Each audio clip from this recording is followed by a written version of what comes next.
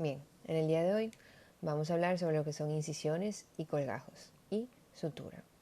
Entonces, antes de entrar de lleno con lo que es una incisión y un colgajo, tenemos que entender que hay ciertas y conocer ciertas normas y reglas que nos van a permitir a nosotros ir a realizar este procedimiento, esta parte de la extracción, esta parte de la cirugía, de la manera correcta y lo más eficiente posible. Entonces, lo primero que hay que entender es que se debe de conocer lo que es perfectamente la anatomía de donde vamos a trabajar y así poder evitar una iatrogenia y básicamente lastimar al paciente sin que nosotros nos demos cuenta o lastimar al paciente de una manera exagerada, porque una cirugía tenemos que entender que es un trauma. Conociendo la anatomía evitamos o logramos que ese trauma sea lo menos agresivo posible. Es importante que una vez que conozcamos la anatomía, aprendamos o respetemos los vasos sanguíneos y cualquier zona de irrigación importante y cualquier zona que lleve sangre de un sitio a otro. Por ejemplo, si nosotros sabemos que una irrigación proviene de distal a mesial, lo ideal es diseñar una incisión de esta forma, esta rayita negra, eso es lo que me refiero con incisión, y no cortar, hacer un corte que me interrumpa lo que es el trayecto de esa irrigación, el trayecto de ese vaso sanguíneo que le lleva el oxígeno a esa zona. Es importante que la incisión se realice de manera vertical, de una sola incisión y un solo trazo. Básicamente, cuando yo hago un corte en una encía, en este caso específicamente una encía o en un tejido, es importante entender que debemos de llegar a hueso. O sea, si yo vengo con el bisturí y corto en la encía, al yo tocar hueso, ya yo estoy segura de que yo puedo seguir avanzando y que mi corte solamente sea de un trazo. ¿Por qué de un trazo? Porque cada vez que se pasa la hoja de bisturí es un trauma nuevo, es una herida nueva. Bien. Entonces es importante que nosotros calculemos que ese tejido cuando nosotros lo repongamos, vaya a descansar sobre hueso sano. Me explico. Fíjense aquí cómo el área a trabajar es esta y la separación de la encía, el corte, se hace en una zona alejada para que cuando ésta se reponga, quede sobre tejido sano, sobre hueso sano, que sería el soporte aquí y acá, en vez de hacerlo directo y en vivo sobre el área que voy a trabajar. Y una vez que yo coloque la sutura y se vaya a cicatrizar, ese tejido colapsa. ¿Por qué? Porque no tiene un soporte del hueso. Es importante también destacar que mientras más ancho yo hago el diseño de un colgajo, es mejor en comparación con la base. Fíjense aquí cómo estas líneas están un poquito inclinadas, un poquito más abierto. Y eso es para evitar este tipo de corte de la irrigación del área que voy a trabajar. Es importante entender que una vez que yo haga el corte y vaya a desprender la encía del hueso, debo de hacerlo de manera suave pero firme. Bien. Y evitar traccionarlo de manera excesiva para evitar que éste se necrose. También la idea y lo que yo siempre quiero lograr al momento de diseñar una incisión o un colgajo es que esto me permita tener una correcta visualización, que cuando yo quite esa encía, una vez que yo la corté, yo llegue y logre ver perfectamente dónde yo voy a trabajar. También cuando yo diseño un colgajo debo de evaluar la posibilidad de que yo tenga que hacer un segundo corte, agregar una extensión de ese colgajo para que me permita levantar más encía y yo tenga una visibilidad mejor. Estos son los tipos, o sea, una incisión no es más que la separación de los tejidos que cubren el proceso patológico que se va a tratar.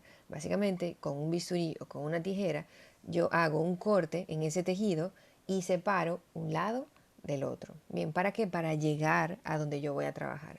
Entonces, todos estos son los tipos de colgajos que vamos a ver en el día de hoy. Una cosa muy importante, y como les dije, que el corte debe ser firme y realizarlo de una sola intención. Esta es la mucosa, submucosa y periósteo. Básicamente este es la encía y este es el hueso que está debajo de la encía. Esto de aquí es por donde se ha hecho el corte. Y fíjense que la idea del corte es que atraviese todo lo que es mucosa, submucosa y periósteo hasta llegar a hueso.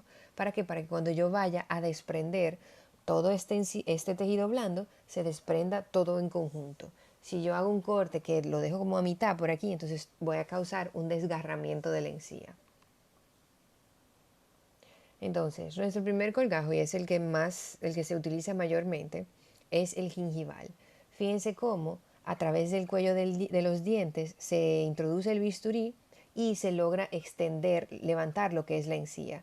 Fíjense cómo se obtiene acceso a lo que es el hueso en el cuello de los dientes, pero así como me da un acceso rápido y yo no tengo, como quien dice, que desprender tanta encía, llega a ser un poquito limitado, porque si yo, por ejemplo, decido, eh, me imagino hasta dónde llega la raíz de este central, por ejemplo, y yo quiero trabajar en la raíz de ese central, en esta zona de aquí, fíjense cómo mi encía solamente me llega hasta esta zona y no me permite tener acceso a lo que es la zona apical de esos dientes. Entonces este colgajo puede ser un poquito limitante si yo quiero llegar a trabajar en la zona apical de los dientes. Mientras que si yo simplemente me voy a limitar a trabajar en la zona alrededor de los cuellos de los dientes, es un colgajo ideal.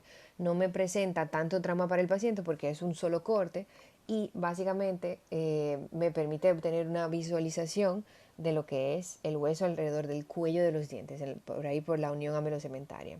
Se puede realizar tanto en vestibular como en palatino, como en lingual y en superior y en inferior.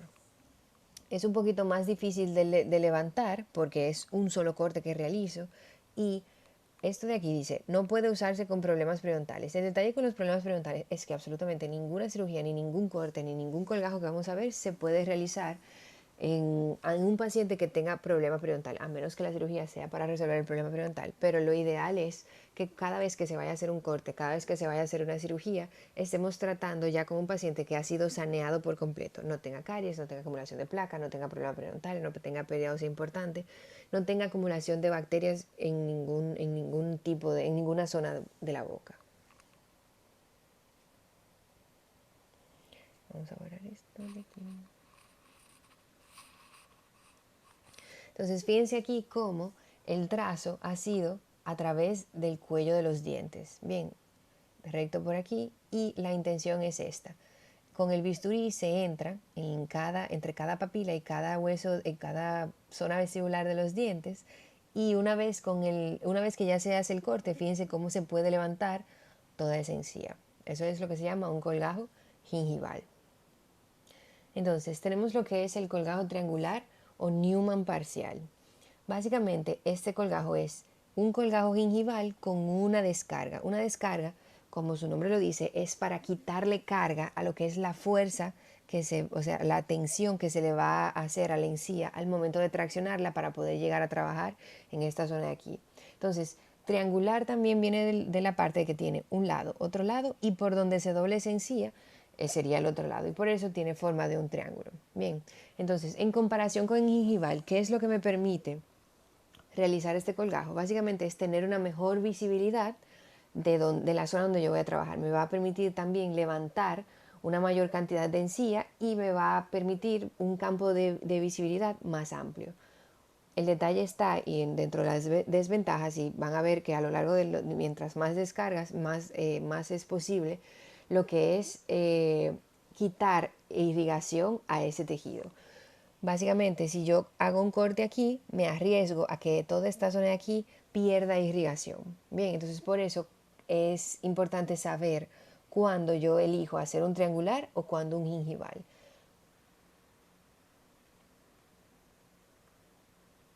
Fíjense aquí cómo tengo el diseño con mi rayita negra y fíjense ahí, gingival en el cuello de los dientes y una descarga, una línea recta.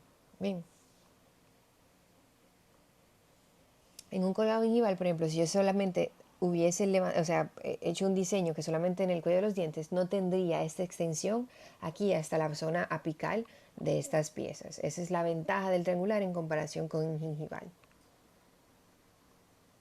Tenemos lo que es el colgajo trapezoidal o Newman, que básicamente es gingival y dos descargas en vez de una. Bien, entonces con este colgajo, con este diseño, con el diseño que yo logro, que se logra la mayor cantidad de visibilidad posible. Asimismo, como obtengo mayor visibilidad, elevo el riesgo de perder irrigación hacia ese tejido. Bien, entonces, si yo decido utilizar este tipo de colgajo, me estoy exponiendo a que cuando el paciente vaya a cicatrizar sea un proceso más lento, hay más heridas en la encía, el riesgo de infectarse sea mayor, que la inflamación también va a ser mayor. O sea, mientras más cortes, más descargas realizo, mayor es el riesgo de inflamación, mayor es el trauma y básicamente mayor es el riesgo de interrumpir lo que es la irrigación a ese tejido que estoy levantando. También, mientras más descargas hago, tengo que planificar que la cantidad de sutura que voy a dar es mayor y por lo tanto voy a tener un grado de dificultad mayor y voy a tomarme más tiempo en la reposición de ese colgajo, en el cierre de esa herida. Fíjense aquí como cuello de los dientes, descarga 1 y descarga 2, trapezoidal o Newman. Entonces tenemos lo que es el Newman modificado o trapezoidal modificado, que consiste en lo siguiente. Básicamente, si yo quiero acceder a lo que es una zona apical, ¿verdad? Vamos a imaginarnos nuevamente la raíz de este diente, ¿verdad? Pero ¿qué pasa? Imaginémonos que este diente de aquí tiene una prótesis, tiene una corona. Y donde yo quiero trabajar es en el ápice de esta pieza. Cada vez que uno hace un corte, cada vez que uno crea un trauma, la encía alrededor del cuello de los dientes se retrae un poquito. Es mínimo, no se nota tanto, pero provoca esa inflamación, provoca ese cambio, genera un cambio en lo que es esa encía alrededor del cuello de los dientes. Entonces, si yo quiero trabajar única y exclusivamente en esta zona de aquí, apical, de esa pieza, y no quiero arriesgar lo que es la relación que existe entre una corona y su encía alrededor, porque yo no puedo simplemente dirigirme hacia donde yo voy a trabajar. Entonces, básicamente, fíjense cómo se deja lo que es la encía marginal, o sea, la encía alrededor del cuello de los dientes, y me enfoco en trabajar, o sea, en levantar el tejido de donde yo voy a trabajar. De nuevo, un festoneado como si fuera en gingival, descarga 1 y descarga 2, pero no involucro la encía alrededor del cuello de los dientes. Esto es un trapezoidal modificado. Obviamente la sutura en este caso va a ser mucho más difícil que en cualquiera de los otros colgados que hemos visto. ¿Por qué? Porque fíjense aquí que tenemos la encía adherida, perdón, la encía marginal libre, que tiene su formita de cáscara de naranja, es un poquito más gruesa y también, o sea, la descarga está en la encía adherida. Esta encía de aquí, por si no lo sabían, es un poquito más friable, un poquito más sensible, un poquito más fina. Entonces, es muy incómodo al momento de dar sutura, cuando yo reponga mi colgajo y venga a unir una encía con la otra, al momento de yo tirar de la más suave en comparación con la más dura, puede que se me desgarre la que es más suave. Entonces, hay que ser, en este diseño de colgajo, en la reposición, cuando yo voy a dar los puntos de sutura, hay que ser un poquito más, tener un poquito más de tacto. Tenemos lo que es la incisión en doble Y, que es básicamente cuando voy a trabajar en el hueso palatino. Fíjense que la idea de todos estos diseños de colgajo es evitar estructuras anatómicas importantes. Por ejemplo, en el paladar tenemos lo que es el agujero palatino, ¿verdad? Por donde sale lo que es el nervio palatino mayor, ¿verdad? Y toda su irrigación. En el paladar también tenemos lo que es el agujero incisivo por donde sale e inerva lo que es el nervio incisivo. Entonces fíjense cómo en esta incisión, con esta incisión se logra acceder a esta zona del paladar sin lastimar ninguna estructura anatómica importante. Por ejemplo, en otros colgajos, si estoy en una zona inferior, por ejemplo aquí yo tengo lo que es el agujero mentoniano, si yo hago un diseño de colgajo, yo tendría de un triangular, por ejemplo, yo tendría que hacer lo siguiente. En el cuello, ¿por qué? Porque el agujero mentoniano y el nervio mentoniano hacen esto. Entonces así yo libero, o sea, y me doy cuenta mi límite y no lastimo una estructura anatómica importante. Entonces,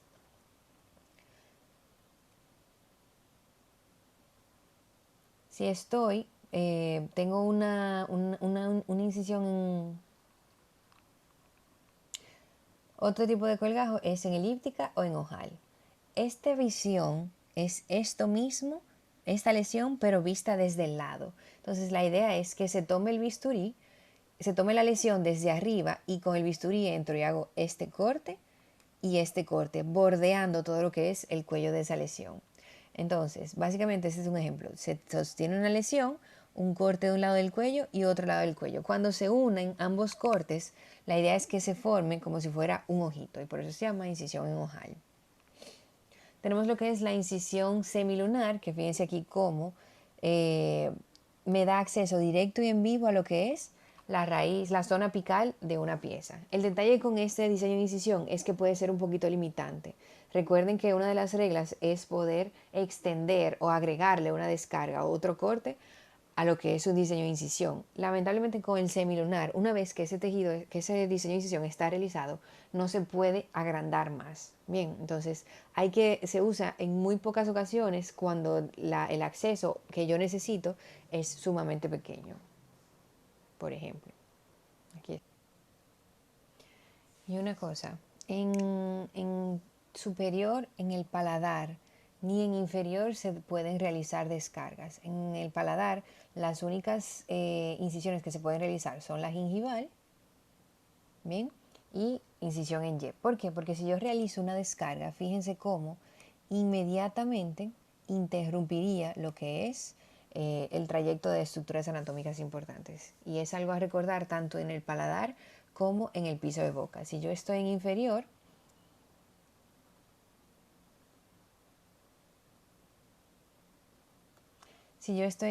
el nervio lingual que viene por este trayecto de aquí, al yo realizar un colgajo gingival y hago una descarga, lastimo todo lo que es el piso de boca, los conductos salivales y el nervio lingual. Por lo tanto, en el paladar y en el lingual no se realizan descargas. Entonces, ahora vamos a hablar de suturas y sus técnicas. Básicamente una sutura no es más que una hebra de cualquier material que se utilice para aproximar los tejidos. Ya hablamos de lo que es el corte de un tejido, ¿verdad? Ahora vamos a hablar de cómo unir un tejido al finalizar la cirugía y cuáles son las técnicas y los tipos de sutura que existen para lograr esto.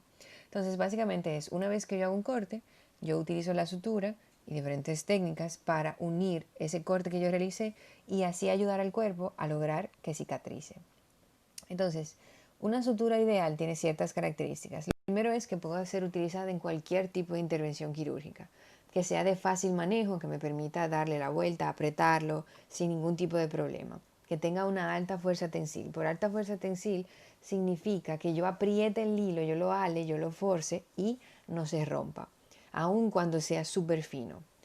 Que me dé seguridad en los nudos, que una vez que yo apriete ese nudo se quede ahí por los días y por el tiempo que se necesite, y que básicamente tenga mínima o casi ninguna reacción tisular. Básicamente que el cuerpo no se muestre alérgico a ese material que yo tengo que dejar en boca por cierto tiempo, como que no tenga ninguna reacción como alergia o cancerígena.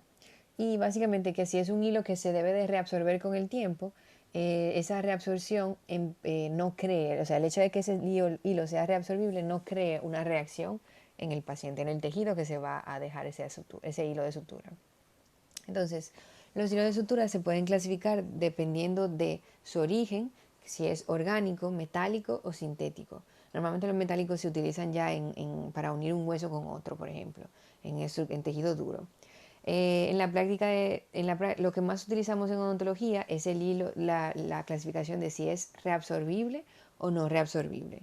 También pueden ser clasificados por su construcción, monofilamentos, que es básicamente una sola hebra que forma el hilo completo, o multifilamento, que son varias hebras que se utilizan, que se trenzan unas con otras para formar un hilo, o sea, una hebra completa. Entonces, absorción no es más, cuando hablamos de una sutura reabsorbible, es cuando dicha sutura con el tiempo está hecha de un material que se va a ir, como que dice, desbaratando, se va a ir reabsorbiendo. Entonces puede ser por acción enzimática o por hidrólisis. La fuerza tensil es cuando, lo dije ahorita, un hilo puede mantenerse apretando el tejido por cierto tiempo. Entonces, ¿cuál es la relación entre la fuerza tensil y la absorción? Básicamente, que un hilo reabsorbible con el tiempo va perdiendo fuerza tensil. ¿Por qué? Porque se va deshilachando, se va deshaciendo, y esa fuerza tensil, esa fuerza con la cual está apretando y manteniendo ese tejido junto, se va perdiendo. Bien, a mayor tiempo que pase en boca, menos fuerza tensil va a tener un tipo de hilo reabsorbible. Entonces, dentro de las suturas reabsorbibles están el catgut, el cromado, que son estructuras que su origen es orgánico, Y el origen sintético, Vicryl, Monocril y Dexon. El que más se utiliza reabsorbible es Vicryl y Catgut. Entonces, ¿cuáles son esas características del Vicryl? Básicamente es una sutura morada que nos permite dejar la sutura ahí y que con el tiempo ya se vaya deshaciendo, y con el tiempo el paciente no tenga que preocuparse por irse a retirar la sutura. No es cierto, cada paciente tiene que irse a ver después de 7 días de una cirugía para confirmar que está cicatrizando bien. Pero hay casos en los cuales, por ejemplo, un paciente llega de emergencia y se tiene que ir fuera del país, se utiliza una sutura reabsorbible que uno sabe que con el tiempo se va a ir. Entonces, fíjense aquí, dice, el mecanismo por el cual se reabsorbe es por hidrólisis. Entonces, fuerza tensil de 75% a la segunda semana. Dígase, cuando yo lo anudo, cuando yo pongo mi sutura, el primer día tiene un 100% de fuerza tensil. Ya para la segunda semana va por el 75%, y fíjense cómo ya en un periodo de un mes, casi 2 meses, ya se ha reabsorbido por completo. Bien, y la fuerza tensil en un mes ya no está. Este hilo puede venir violeta o incoloro. ¿Por qué ustedes entienden que es importante que el hilo sea de color? Básicamente, cuando tenemos un paciente que llega, mire doctor, que me hicieron esta extracción, que yo necesito que me quiten el hilo, y uno ve el color del hilo, uno puede identificar más fácil y más rápido si ese hilo se debe de quitar o si ese hilo tiene que permanecer por un tiempecito más, o si básicamente se le dice, ok, no te lo voy a quitar ahora, pero ese hilo no se te va a caer solo, ven en 3 días más, por ejemplo. Otro uso de que tenga color es que uno en el medio de una cirugía lo sepa identificar rápidamente y no pierda tiempo buscando cuál es el hilo que yo quiero. Entonces, dentro de las suturas no reabsorbibles tenemos seda, tenemos nylon y acero quirúrgico. Esta parte de metal no es muy raro utilizarlo en una cirugía de tejidos blandos. Entonces, básicamente, los hilos que más se utilizan en odontología es seda y nylon, de los que son no reabsorbibles. Entonces, seda tiene la característica de que está hecho de varias trenzas que están cubiertas de cera de abejas. Por varias trenzas, ¿qué quiere decir? Que es un hilo multifilamento. Varias hebritas se unen para formar una sola y más grande. Bien, entonces la idea es que esté recubierta con cera, es que a través de esas trencitas no penetre bacterias, no se queden ahí atrapadas, y ya entonces por lo tanto no se acumule tanta placa y tanto sucio en ese hilo.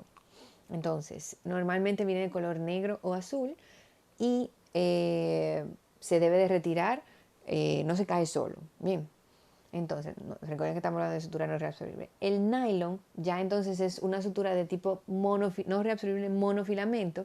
¿Por qué? Porque es un solo cuerpo. Imagínense el hilo ese como de pescar, pero ya entonces es un poquito más fino cuando estamos hablando de una sutura para la boca. Entonces, se recuerdan que la fuerza tensil del Vicryl, de la sutura reabsorbible, en la segunda semana ya había perdido un 25% de su fuerza tensil. Fíjense que el nylon en un año después de haberlo puesto en el paciente, pierde entre 15 y 20% de su fuerza tensil. Dígase, es un hilo que si usted lo deja ahí, se va a quedar por muchísimo más tiempo. Bien, entonces el nylon puede venir de color negro o color azul. Se utiliza en oftalmología, en microcirugía, es muy utilizado. Entonces, ¿qué me interesa de estos tipos de hilos? Básicamente que entiendan cuáles son cada una de las características. Fíjense que les hablé de que el seda es multifilamento y el nylon es monofilamento. Siempre ha habido una pequeña controversia entre la reacción del tejido cuando se le coloca una sutura de seda y la reacción del tejido cuando se coloca una sutura de nylon.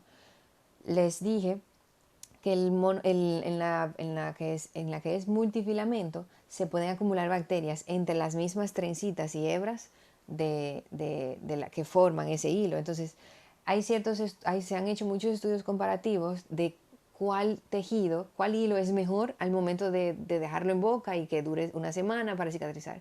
Entonces, lo que sucede es que el nylon tiende a dar menos reacción tisular porque no se le acumula placa encima, no se acumula alimento que el paciente está cicatrizando, en lo que el paciente está cicatrizando. Pero de manera estadísticamente hablando, no hay una diferencia significativa. O sea, los problemas que llega a dar la seda por la reacción del paciente por acumular esa cosa no es como tan importante o tan grande o tan grave. Ahora, eso es porque es en una cirugía que es una extracción y que el paciente cicatriza, normal, sea con seda o sea con nylon. De manera personal, cuando yo voy a colocar, por ejemplo, un implante, que es un procedimiento un poquito más delicado, y yo no quiero para nada, nada, nada, nada, ningún tipo de reacción tisular, ni que se me acumule ni un chin de placa, entonces yo procedo a utilizar nylon específicamente. No tenemos que tomar en cuenta solamente el hilo con el cual se va a dar la sutura, sino también la aguja. ¿Por qué? Porque la aguja es lo que va a permitir sostener ese hilo y arrastrarlo a través del tejido para que entonces ya cuando uno haga el nudo, la sutura se quede en su puesto. Entonces, características de lo que tiene que tener una aguja. Mínimo trauma tisular, que cuando yo la pase por el tejido no me cree un desgarro, no me haga un corte excesivo del tejido, no me lo perfore ni yo tenga que hacerle tanta fuerza como para causar el desgarro del tejido. Por eso tiene que estar siempre afilada. Resistente y dúctil. ¿Qué quiere decir dúctil? Que en vez que por más fuerza que yo le haga a esa aguja, si se distorsiona, solamente se distorsione y no se rompa. ¿Por qué? Porque si se me rompe en el momento en el cual yo le estoy pasando a través de un tejido, entonces tengo que ponerme a buscar lo que es esa puntita de la aguja que se ha fracturado. Siempre estéril y estable en el portaagujas. Entonces, las agujas vienen de diferentes tamaños, ya dependiendo de la zona que uno vaya a trabajar, del tipo de tejido que uno vaya a suturar, uno se va a ir como sintiendo más cómodo con una o con otra. De manera personal, como yo lo que más realizo son extracción de terceros molares, a mí me gusta el tipo de aguja que sea 3/8. ¿Por qué? Porque yo quiero que cuando de una vez que yo entre la aguja, ella empiece a devolverse para atrás, porque yo estoy trabajando en una zona muy posterior y yo tengo muy poca visibilidad de la aguja. Ahora, si yo estoy trabajando en una zona más anterior, que yo lo que quiero es que la aguja pase rápido y no tenga que durar tanto tiempo para pasarla de un lado a otro, utilizo una aguja más corta. Hay agujas que vienen de cuerpo redondo, cuerpo triangular o cuerpo cuadrado. La que normalmente uno encuentra es de cuerpo triangular y esto permite que en lo que se va traspasando el tejido con la aguja se vaya cortando y pasa más rápido y es menos probable que se desgarre el tejido. Esta clase se busca en el libro de instrumentación quirúrgica de Ruth Fuller, el libro que utilizaron para la clase de asepsia y antisepsia. Fíjense aquí cómo habla de lo que es cierre de la herida, agujas triangulares, memoria memoria del hilo, la sutura monofilamento, sutura multifilamento, todo eso está en ese libro. Bien, sutura reabsorbible, no reabsorbible. Y ya entonces ahora vamos a ver lo que es cómo van a realizar la práctica, que me van a enviar una foto para ya tener esos puntos de la práctica.